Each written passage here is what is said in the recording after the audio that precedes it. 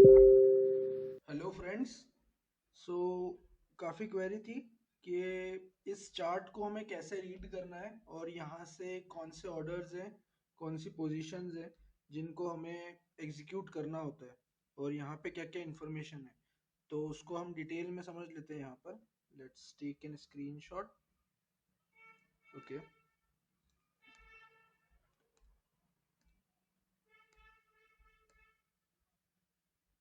Okay. तो सबसे पहले तो इंडस टावर का हमारा ये स्ट्रेटजी है इसके अंदर।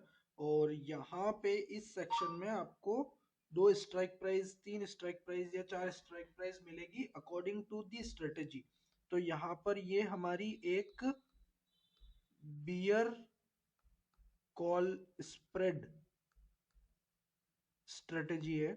इसके अंदर हमें एक स्ट्राइक को सेल करना है। तो कौन से स्ट्राइक है उसका डिटेल आपको ये स्ट्राइक में 395 सीई, और उसको हमें करना है सेल, और एक्सपायरी ये रहने वाली है। तो यहाँ पे आपको ये पता चल गया लॉट कितने हैं, ये आपको यहाँ पे दिया हुआ है। ये आप आपके अकॉर्डिंग सिलेक्ट कर सकते हैं, पर ध्यान रखिएगा कि दोनों ही स्ट्राइक प्राइस में सेम लॉट्स होने चाहिए।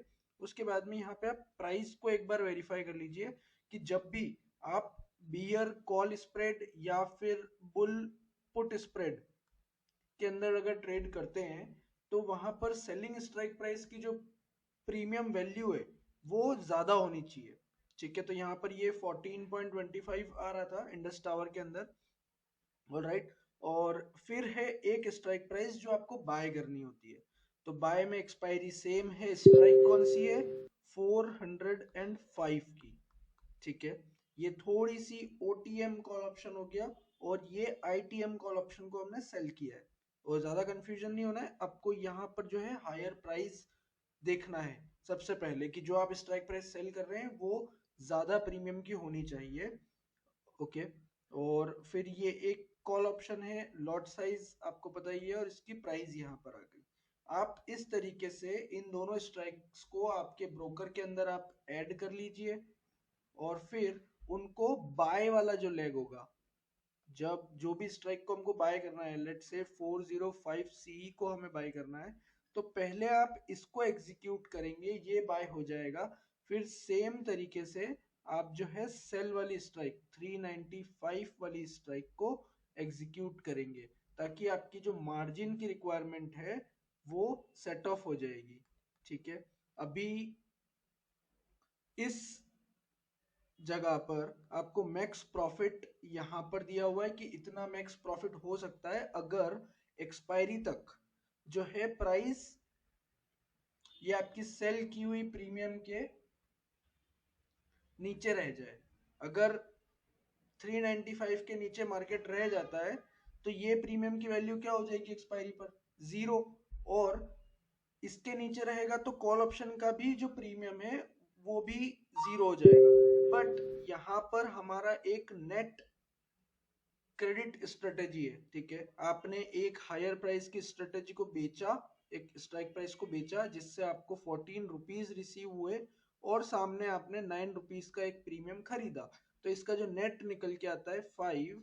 ठीक है, तो इसमें 5 पॉइंट्स का आपको प्रॉफिट हो जाएगा at the end of the expiry. But आपका व्यू होना चाहिए कि जो मार्केट है वो 395 के नीचे ही एक्सपायर हो जाए, तो आपका मैक्स प्रॉफिट यहाँ पर है, और मैक्स लॉस जो होगा इस स्ट्रेटेजी में वो यहाँ पर आपको दिया हुआ है। ठीक है, ये प्रोबेबिलिटी ऑफ प्रॉफिट है, और रिस्क टू रिवॉर्ड रेशियो आप देख सकते हैं 0.96 इसमें यहाँ पर आ रहा है। फिर इसके अंदर टाइम वैल्यू है 5015 रुपीज की। मीन्स कि अगर मार्केट कहीं भी नहीं जाता है तो भी जो प्रीमियम्स है वो अपनी 5000 की वैल्यू तो लूज कर ही देगी। कुछ प्रीमियम इसमें से सेलिंग वाली है जो हमारे बेनिफिट में रहेगी, और कुछ टाइम वैल्यू इसमें बाइंग वाली है जो हमारे अगेंस्ट रहेगी। ठीक है, फिर एक इंट्रिंसिक वैल्यू का आपको यहाँ पे दिया होगा कि कितने इंट्रिंसिक वैल्यू है अभी इस पर्टिकुलर स्ट्रेटजी में। इंट्रिंसिक वैल्यू का मतलब है कि स्ट्राइक प्राइस जो है, जैसे कि आपने 400 का कॉल ऑप्शन लिया है मान लीजिए।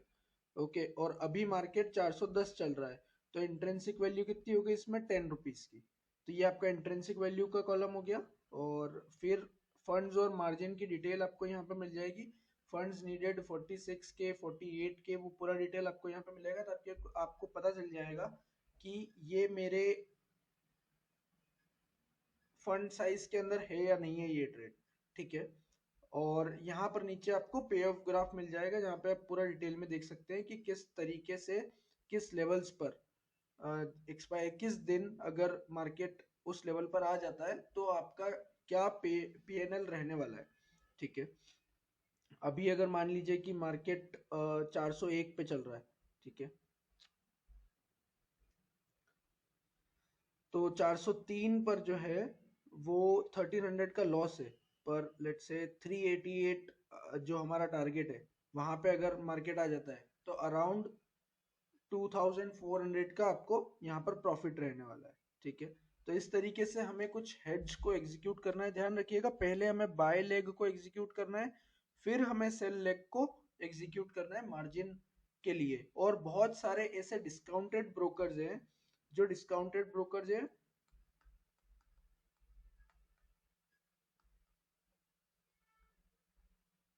वो आपको हेज नहीं करने देंगे, मार्जिन रिक्वायरमेंट सेट ऑफ नहीं करेंगे, और बहुत सारी स्ट्राइक्स को इलिक्विड बता देंगे। वो सेम ब्रोकर्स आपको नेकेड बाइंग जरूर करने देंगे। आप अगर एक स्ट्राइक प्राइस को सिर्फ बाय करना चाहते हो, सामने सेल नहीं करना चाहते, तो आपको वो बाय करने देंगे। लेकिन आप जब हेज के साथ में, आप इंश्योरेंस के साथ में ट्रेड करना चाहते हो, तब वो आपको नहीं करने देंगे, बिकॉज इसमें उनका ज्यादा घाटा है।